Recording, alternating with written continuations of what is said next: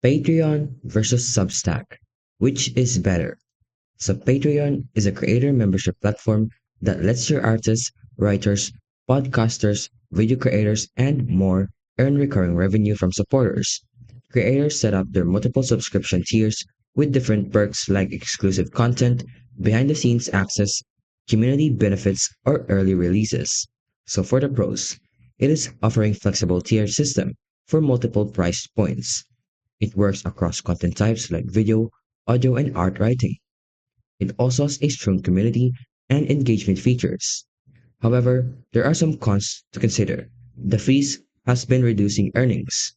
It also requires an audience to sign up and manage subscriptions off your main platform. It's also not email centric, so the audience grow relies on the external promotion, and some creators find it harder to scale without a strong fan base. Now, Substack, on the other hand, it is a newsletter and subscription platform that enables writers and content creators to publish email newsletters and monetize through the paid subscriptions.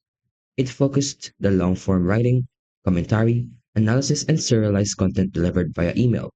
So for the pros, it offers built-in email subscriptions, delivery, and list management. It is also easy for writers to publish and monetize directly via email. The readers also get content in their inbox and an increasing engagement. It also has a simple interface for text and serialized publishing. However, the cons is it is limited to newsletter and written content format. It also has a less flexibility for multimedia or tiered reward systems. And there are also some Substack fees to consider, which will reduce the net income.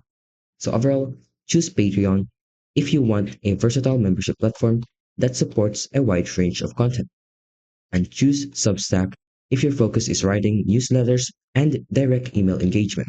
If you like this video, don't forget to like and subscribe and turn on the notification for more tutorial videos.